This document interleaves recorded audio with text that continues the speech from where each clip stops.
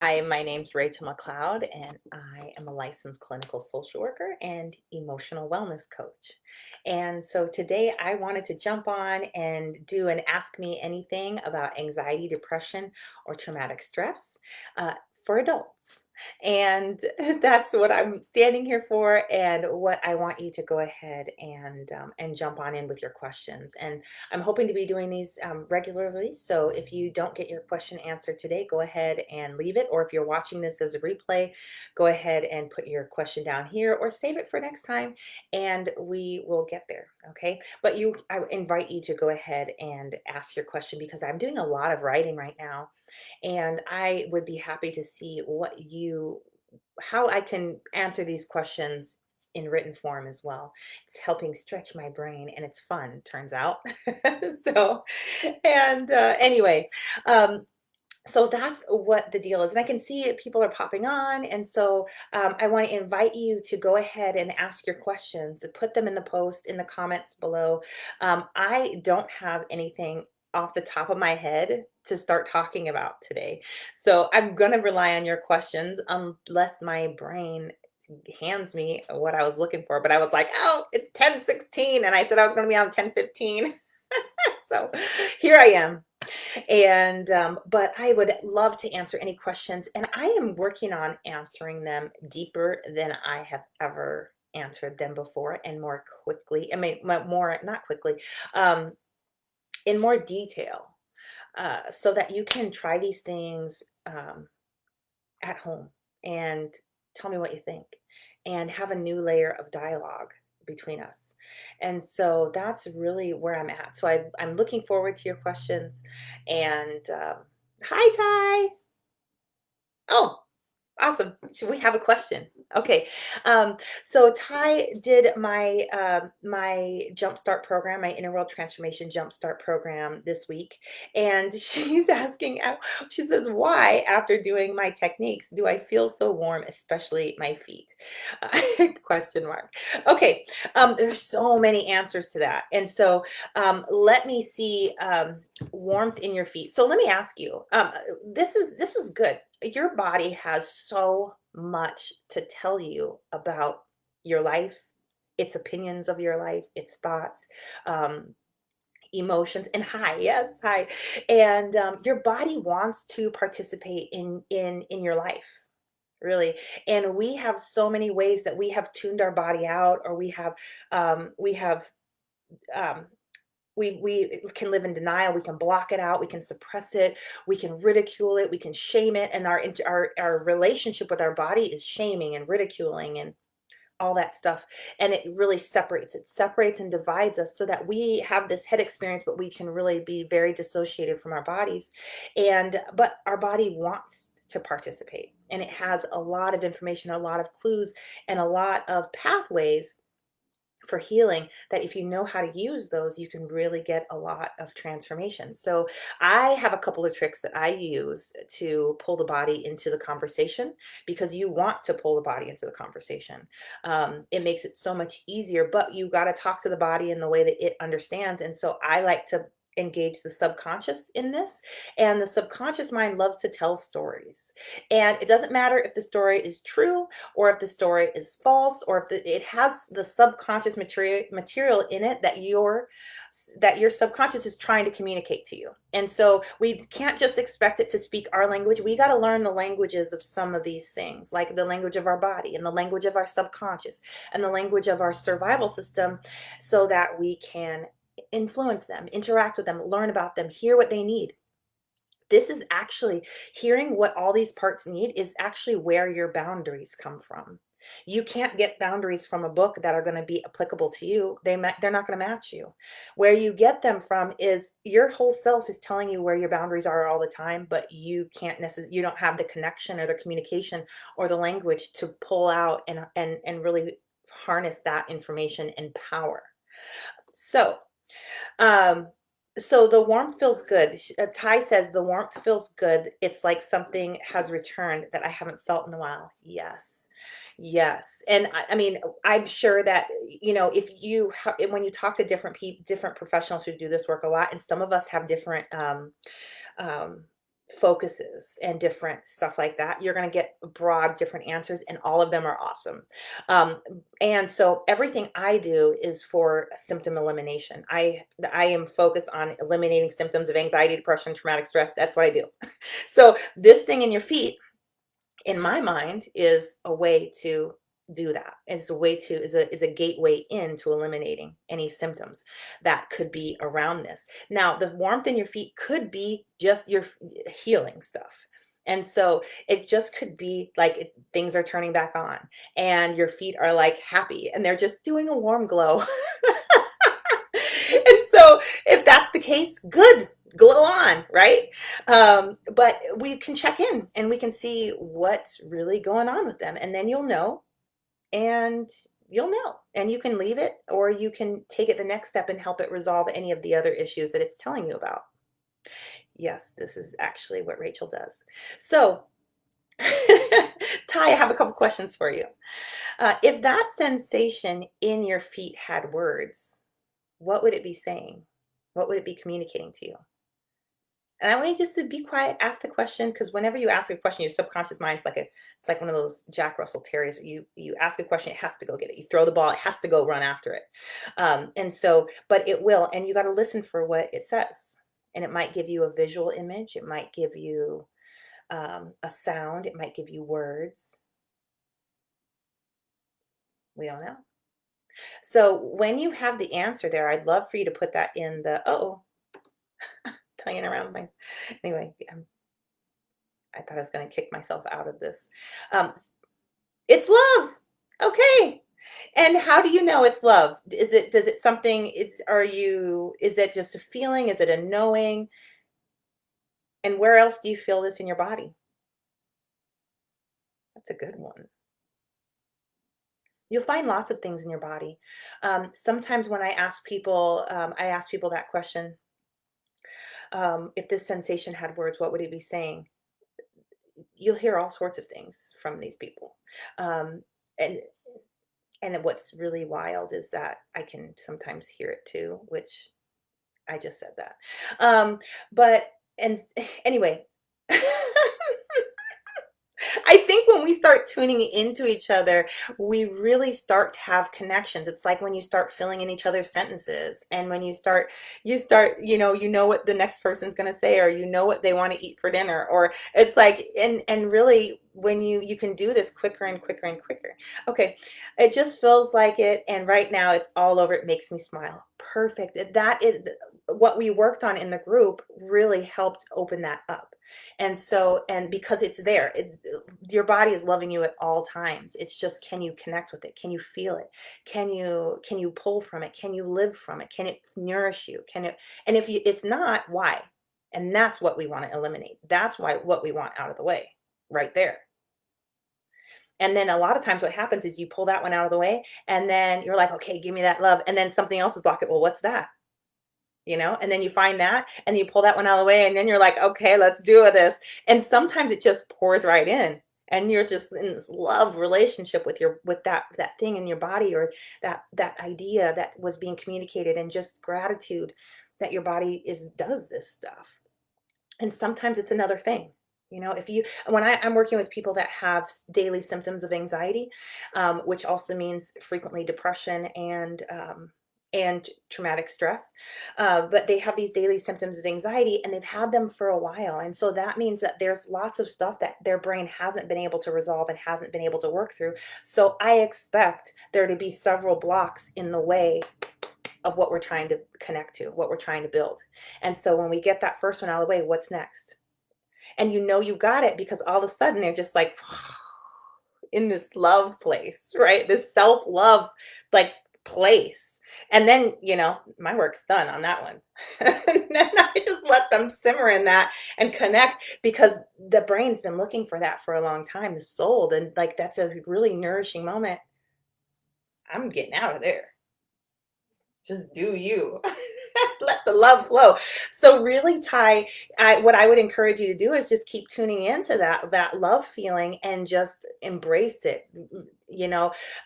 Follow it as long as it's there. And if it ever closes back up, it's because your brain has found something else right there that was already in there, but it's now come up, and then you just move that out of the way as well. You just eliminate, you go after, target it and eliminate it, just like I taught you in the group. Does that make sense? Because if your feet can do this once and send you all this love one time, it can do it over and over and over again. And then you have this sensation that it's always supposed to do that. And so if you need some self-love, you're going to check into your feet, of all places.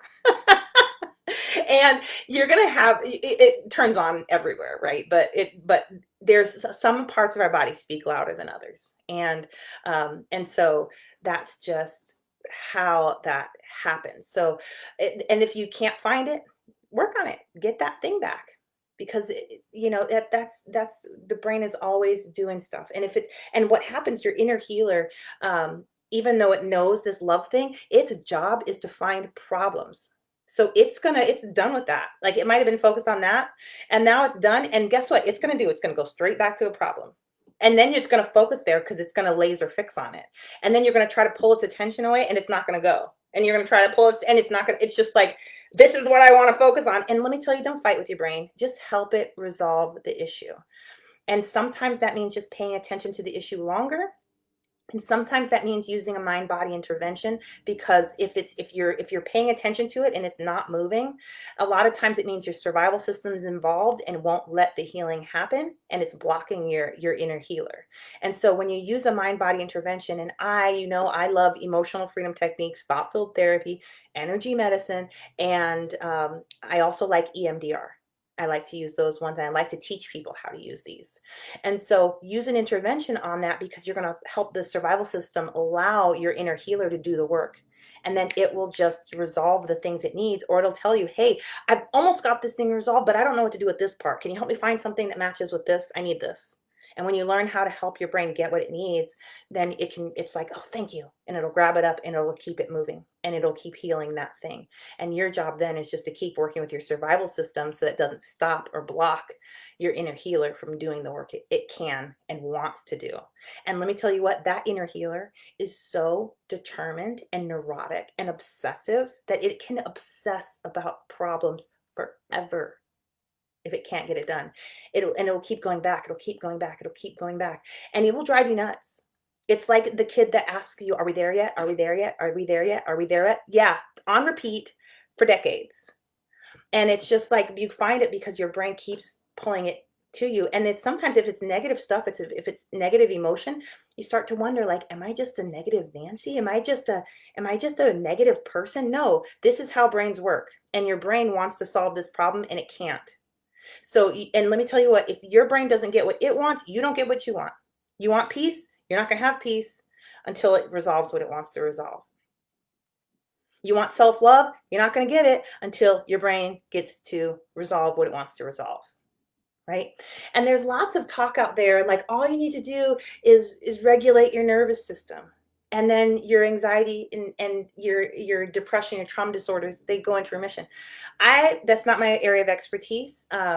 But what I have found, because of my area of expertise, is there's a lot of work your brain wants done, that no matter how much you regulate your nervous system, it can't get it done if it can't pay attention to what it is. So even if you're doing these amazing yoga poses, you are regulating your nervous system, and that has incredible, amazing value to it. But when you come back up, your brain wants to solve that problem. And so it's a whole different piece to this. And that problem solving piece is really what I specialize in helping people do, is to do the work their brain really, really wants to do. And so, and when that work is done, it's done with it. And then it's like, okay, because all of these things that it can't resolve, it's just like food. You don't eat it twice. But if you don't chew it all the way, you don't get to swallow it. And if you don't swallow it, you don't get to get it in your stomach and process it. And if you don't process it there, it doesn't get to move into your small intestine. And if it doesn't go into your small intestine, it doesn't get to go into your large intestine, and then it doesn't get to come out. And so you're rehashing, and this causes all kinds of problems, right? But once that the whole process is finished, done, it moves on to the next one. And you will know, because it will start fixating. If you've got an anxiety, depression, or trauma disorder, this is going to keep happening until all the work is done. Okay, I'm going to go, let me clarify, all the work is done. That's not true. It's going to keep clarifying. It's going to keep happening until the work your brain needs to do to free you up to function well is done. And this is why I keep people on a very tight and schedule, we'll say, of brain work, because by the time they get to me, there's a lot to do, and we could drag that out over 2 years if we wanted to, or we can hit this in 8 weeks, in 2 months, and really do the work. And so, and that's really what I specialize in doing, is getting people the work done that they want, that their brain wants to get done, so that if their brain gets what they want, then they get what they want, and then everybody's happy and it's fun. Oh, good. Lots of questions. Okay. So Ty says, thank you so much for teaching me to help myself. You are welcome. This is my passion. Thank you. And I'm glad that it matched up, that we could do that together. And so I have way more work to do, but I'm ready. Yes, you do have way more work to do. When you have what I have found is that to move an anxiety, depression, or trauma disorder into remission, you need 120 to 300 hours of specific and targeted brain work. I didn't just make that up. That's every time I've ever had a therapy client, and I did therapy before coaching, that was my goal, was to move their anxiety, depression, or trauma disorder into remission. That was it. That was my goal. I don't, whatever their goal was, we did that too. But that's the place I was at. And so, we would do that until they no longer met criteria, and that we were done with our work. And so, and I would just see, how long did that take? Okay, they were here for this long. This is how much work we did. This is how much work they did independently. And it really would come out to that. And then, people would still stay around and work with me, because it's fun to play with your body. It's fun to play with ideas, and to connect and to build new things after you're not in depression, even when you're not in anxietyville, if you're not under the influence of one of those mental illnesses. There's so much, you're like, oh my gosh, like, look at me, look at all these things, look what I can do, what else is possible. And so, there. But and so after doing that work, that's really what I found, is it takes about 120 to 300 hours of specific and targeted brain work. And so, and then I was just like, how can we do this faster? Like, we're going to do one session per week. And some people needed like two. And if I could have got them in every day, I would have. But, how was I going to explain that to their insurance company? Whatever. And so really, that's really where I've come to today, is this is the pace that I've found works best, and is tolerable, because, right, there's only so much deep diving you can do. By the end of 8 weeks, my clients have healed a lot of stuff, and it's like, that's a lot. And so we celebrate and we go on. And then, I have graduate, I offer free group monthly coaching for ongoing basis. So we're always connected after that, and we can always keep doing the work, just a different pace. So anyway, but that's what I found. And so when you're doing these things, that's what you're really looking at. And so the more you do them, and if you do them 2 hours a day, if you do them an hour a day, you're going to get through the amount of brain work your brain needs to get done what it wants to get done. Okay.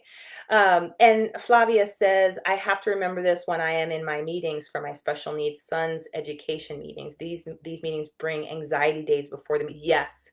I feel like I always have to talk to myself um, out of being combative. I don't want to be combative. I want to collaborate, but I go into defensive mode. I go into the meetings with a lot of emotions.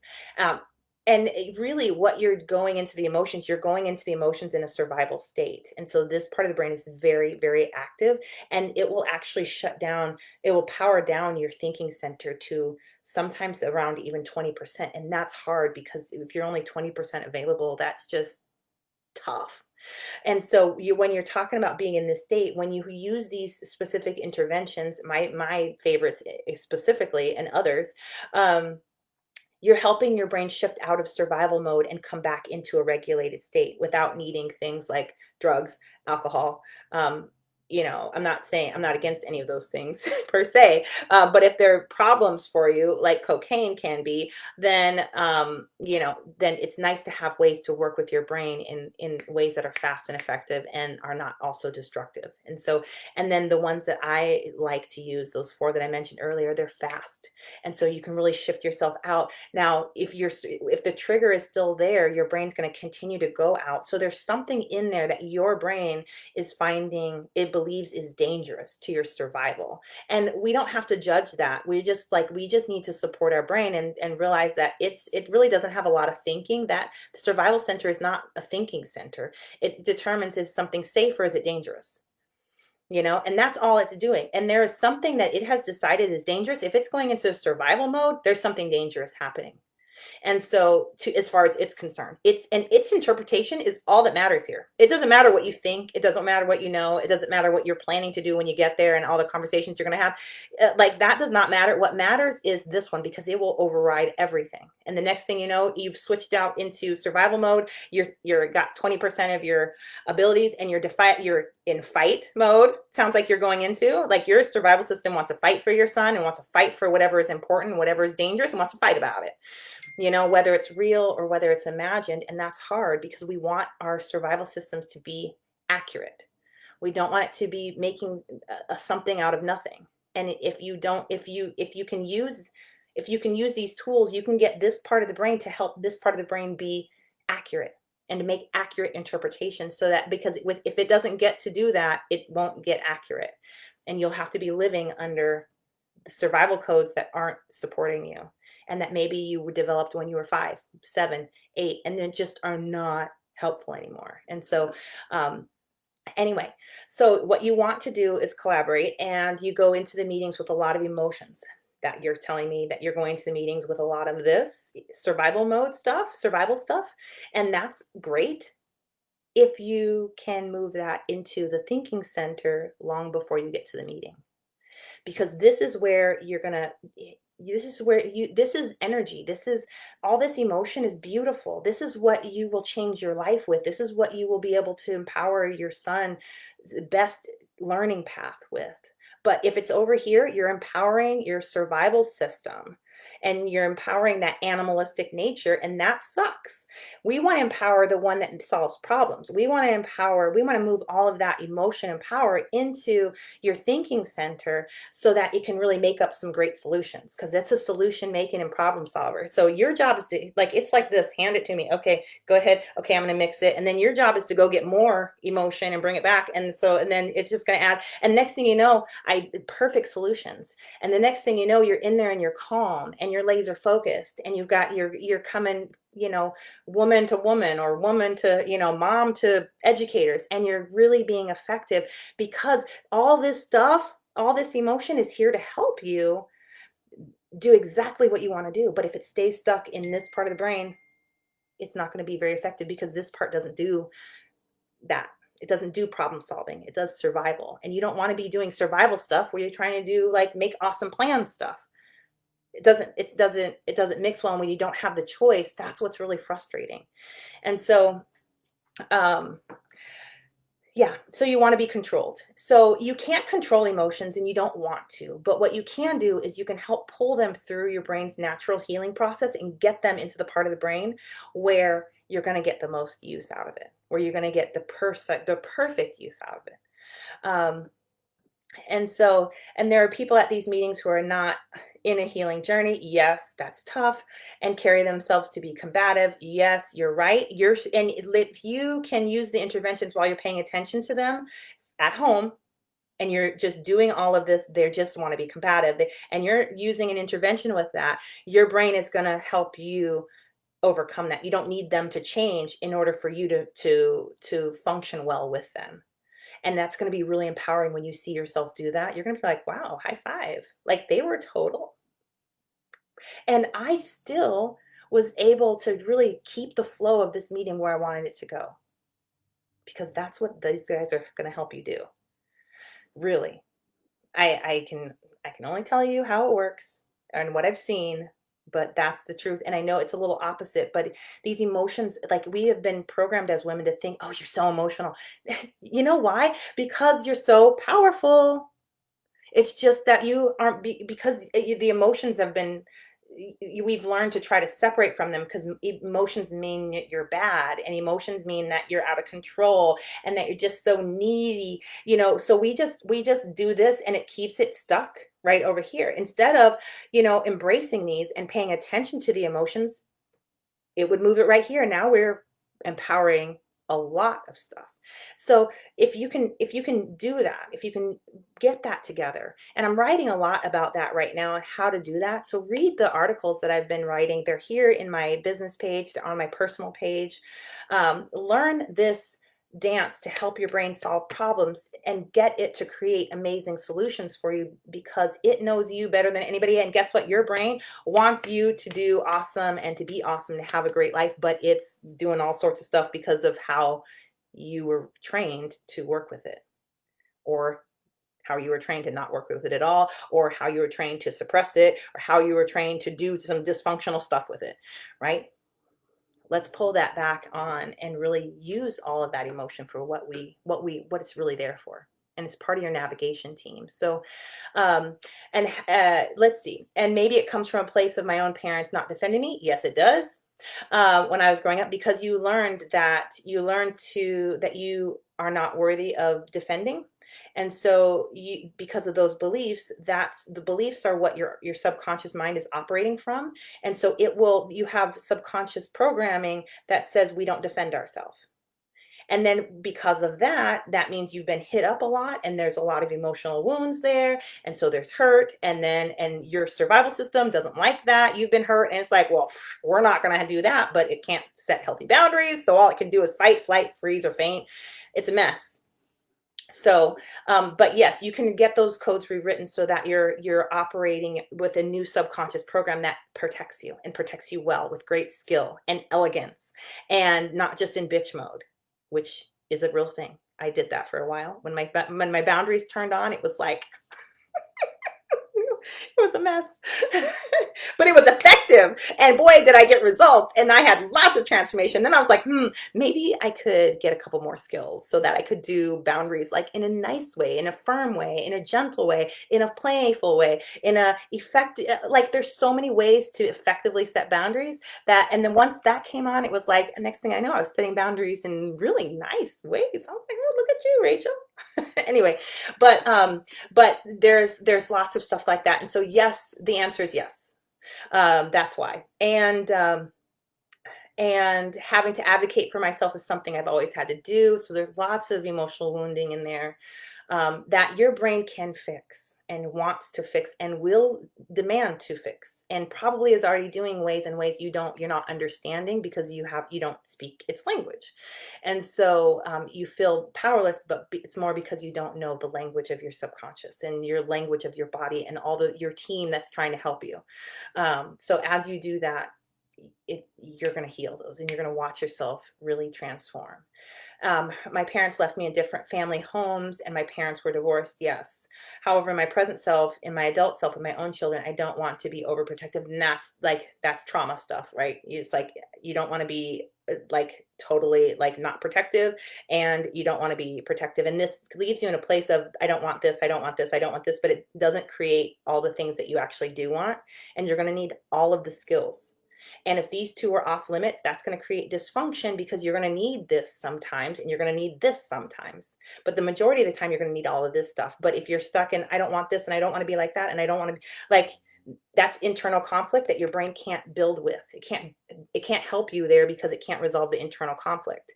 If you notice the internal conflict and use an intervention for this, that will help your brain heal itself and it'll help your brain resolve this, and it'll say, oh, I know what to do with this. And done. And then you'll start to notice yourself developing and creating. Let's see. Daily anxiety is common for me. I am learning boundaries and healing from traumatic childhood events, but it's in my present self that experiences anxiety. Yes. And so I would say find it. Find the anxiety and use an intervention with it. Find it in your body. Find it in your anywhere. Find it. Find it. Find the source of it. What are you afraid of? What's going on? How do you know you're anxious? All that stuff. Find it and work with that. Help your brain heal. Um, so Sarah says, lots of things are ending for me. Friendships, relationships, home. I'm moving, job, new beginnings are approaching, but I feel like I'm stuck in the awkward in between stage. How can I push myself to start the new beginnings? I'm feeling powerful and ready to go, but whatever, nothing, but nothing to do whatever, but nothing is happening. Okay. So my question would be for your subconscious and your survival center and your subconscious, how is it benefiting me to stay right here in the middle of all of this without moving forward and without going backwards? And hear what they have to say. How is that benefiting for me? In other questions you might ask yourself is, what am I afraid of if I move forward? What am I afraid of if I move back? This was one I did recently because I'm in a transition, and I said, I asked myself, what do I have to let go of in order to have this X goal, right? And I had so many things there that I was so attached to, and most of which were crazy dysfunctional. But that's how the brain is. Like the subconscious mind has everything stored in there every time. And so never be surprised in what comes out of there. Don't.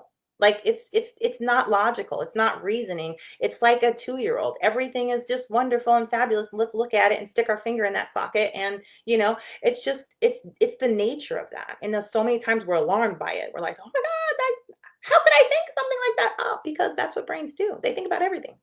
Um, so, so ask these questions. What would you have to? What are you going to have to let go of, right?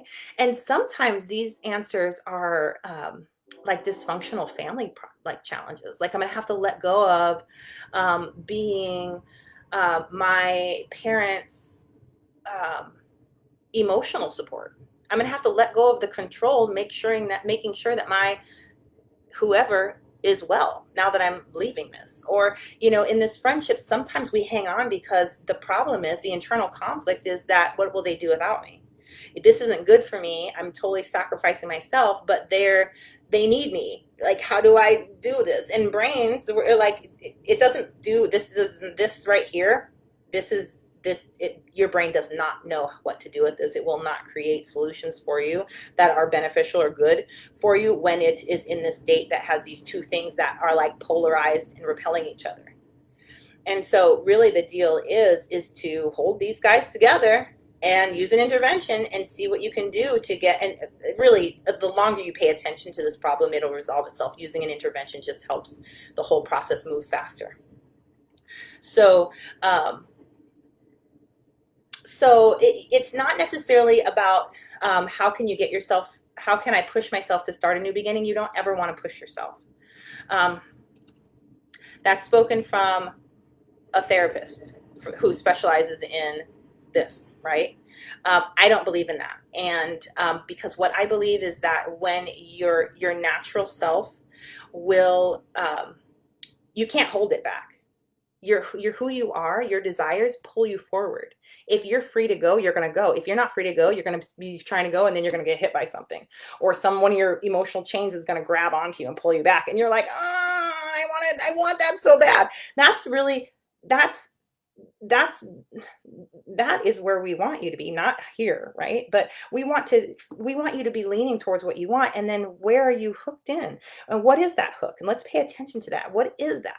And then as we get closer and can see more clearly what that is, your brain will just unhook it and let it go. And next thing you know, you're freed over there. And then you're like, what about this? And then you take that and then you figure out, what's this? And then you resolve this, and next thing you're gone and you're in. And so much of us, we force ourselves. This is the separation of self and going in, regardless of what self is saying. And this is how you get trauma and how you traumatize yourself. This is how you separate from yourself. This is how you abuse yourself. This is how you get abused. I don't like this process. And there's a difference between when you're pushing yourself because it's like you're challenging yourself. You're directing yourself. You're leading yourself. That is good. And sometimes you might feel a little bit nervous, but the most of you says, gosh, I still want to do it. Let's do it. Even though I'm nervous. And if you still feel like that, let's do that. So don't push yourself, flow into it. Like, make it so that wild dogs couldn't hold you back from it. And that's going to take a little bit of work in figuring what is it? What's holding you back? Why are you right here in the middle, not moving forward, not going back? Why is nothing happening? And there's lots happening, but we have a perception, right? And that perception can be nothing's happening. And so even that's a good one. That's a good one to really map out and see what's going on. Nothing's happening. What does that even mean? And why are you running under that code? You know? So think about that and let me know what you think. Jennifer says, my anxiety today is about my son's online school. I want him to push himself more. I feel like I am being pushy and that makes him angry. I always want to problem solve quickly. Okay, so this is so common, Jennifer. And so what I find is that I had a really great way of saying it and it left my mind. So I'm going to just say it in a whatever way and we'll piece this together. Um, so um, my first question is, why do you want him to push himself more?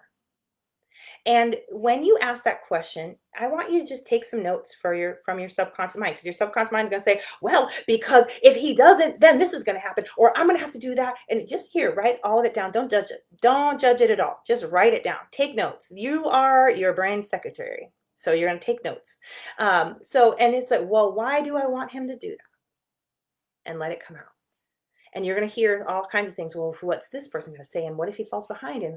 And you're going to notice that it's a lot of your fears talking, and that's fine, because fear, the brain uses fear over here. When it pulls it through to this part of the brain, this part of the brain takes fear and converts it into courage and power and energy.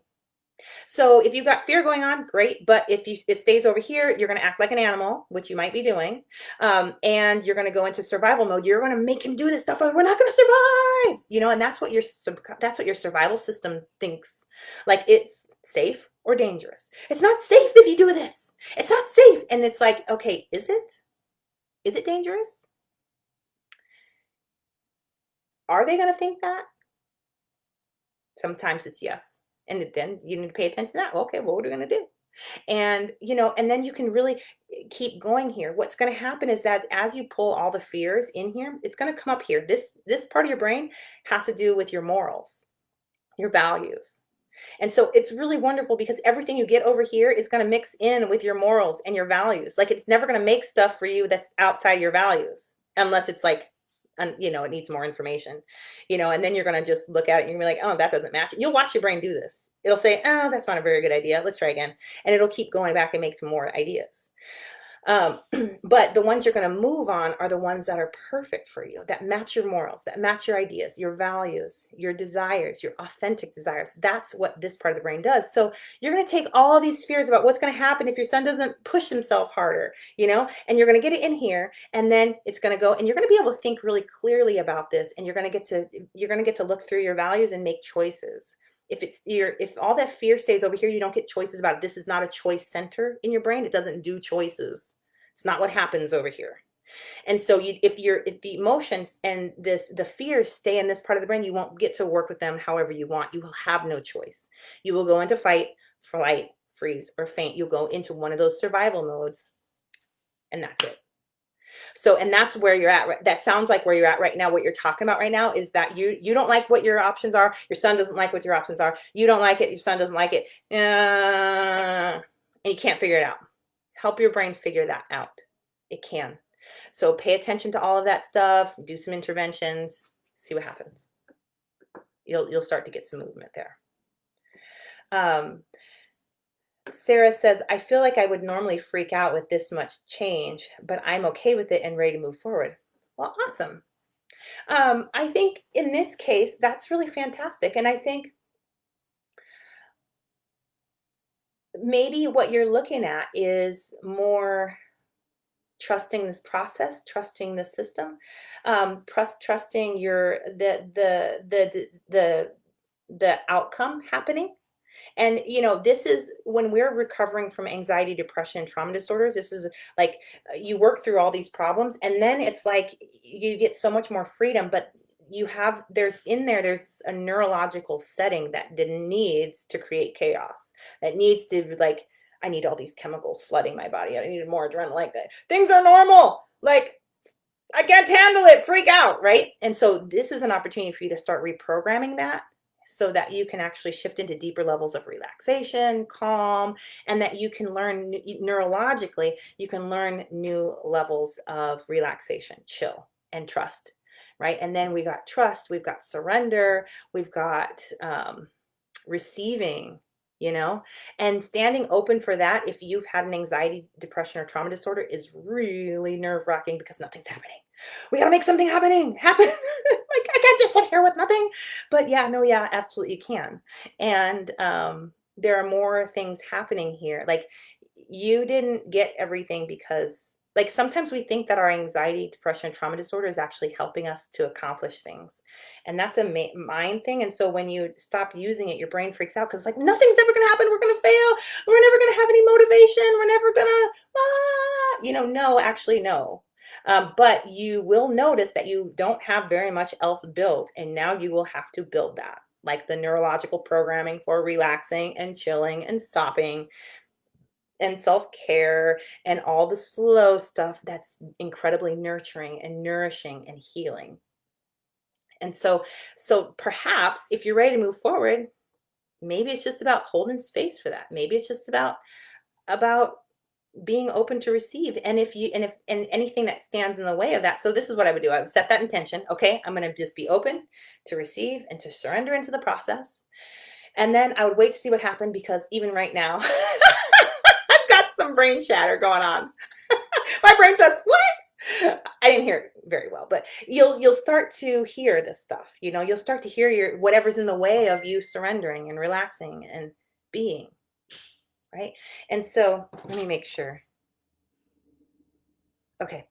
Um, so you know what I mean? And so then you can grab those things and pull them from here or from here into this part. So this part can fix them. Like, hey, have you seen this problem that we've got?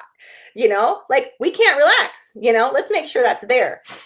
And so that's really what we're talking about there, so that you can hold space and resolve issues that block your ability to just be ready and just to be allowing the process to unfold. So I don't know if that helps, but those are thoughts off the top of my head. Okay. My mom, Amy says, my mom is a lifelong sufferer of anxiety and depression. At 72 years old, I feel like she's all but given up. It has really affected our entire family, especially me, because I'm the one she calls or drops in on. Oh, how could she benefit from your help? But I don't believe she wants to do the hard work. Interesting. I have a fabulous client who is 78, and it's a he, and he just burst his way into my work. I couldn't say no. So I made a separate program for him. And because normally I do an 8-week small group intensive for women. But he just kind of like got his way in, and I just couldn't say no. Anyway, and he's getting phenomenal transformation. So number one, and matter of fact, he told me the other day, he's like, I think my brain's bored with the anxiety. Now I'm having these feelings and these feelings. I was like, yes, that's exactly how it happens. Your brain gets bored. When this is resolved stuff, it's like, I'm done with that. Next. So that's that one piece. So is she too old? No. Okay. Not at all. Okay. So the next thing is that, you don't believe she wants to do the hard work. This work cannot be hard, or people won't do it. And that's one of the reasons why people don't do it. But the truth is, it can't be hard because their survival system will not allow that to happen. If your survival system says, oh, this is too much, the next thing it says, we're going to die. And then it does everything possible to make sure you avoid doing that thing. And so we don't want, while we're doing this work, we don't want it to be hard. We don't want it to be painful. We want it to be easy. And that's something I'm constantly telling my clients, like, let's make this as easy as possible. Let's break this down. Let's do this in small little chunks, because anything we get done is going to create huge transformations. like after a week of the work, it's like phenomenal. After 2 weeks of this, it's like it's a whole new ball game. It's like every 2 weeks, it's a whole new game. And so because the brain heals at lightning speed, as it's electrical, so it's just doing all of the work. And once you untangle something, boom. And there's so many easy ways to do that. So I would say, and I would encourage her to, if she wants to do this work and in the easiest way possible, then she should absolutely send me a message, and we should take a look and see when she wants to get started, and if I'm the right fit for her. So there's that. But the third thing is Amy, when we have parents that don't choose healing, it creates for us an incredible amount of grief and sorrow. We can even, and it's just like we can really get in the way of their healing. And I'm not saying you are or not. I'm totally speaking from my own personal experience. But I tell you that if you can take all your grief and your sorrow and your frustration and your rage, because you're enraged, I don't know if you've found that yet, and your anger, and you can take all that stuff from over here, your survival center and your subconscious, and you can move that into here. You're going to do some incredible amount of shifting that is going to be so healing to you and probably also to her. And so you have a lot of power in because when one of us heals, it creates a change in so many dynamics of the relationship that we can't anticipate. Yeah. Yes, Amy says, I am all those things. Yes. I know, homegirl, I got you. Um, and so, but when we shift and we change and we can move that emotion through, our brain knows exactly what we need to do. As I did this, I took my eyes off of my person and I put it on the amount of emotion I was feeling about it and that I have always felt about it. And and I did this work and I put it over in my thinking center. So much change happened. And really, what I could say is I really got out of their way. That was the first thing that I did. And the second thing that I did is I just started having different conversations because I didn't need to have those. I saw that I was having repetitive conversations and that I was always looking for a way to like put the thing in there and then it would just mess it up. And it was just a habit I had learned a long time ago that I was ready to process and to change and to see what's up with this and write a new code for. And so and sure enough, a new code came out that was much more in alignment and that was met my values, my morals, and also just created space for healing. And so what I would say is that if your mom wants to do the work, absolutely talk to her about this. This is a phenomenal opportunity. But if she doesn't, then you still have to take care of yourself. And let me tell you what, even if she does, she has helped you have so many emotional wounds that you're going to need to deal with your emotional wounds and heal yourself. That's just the truth. And which is really wonderful because if you're doing that and she's doing that, I want to say, powerful things will take place. Very, very powerful things will take place.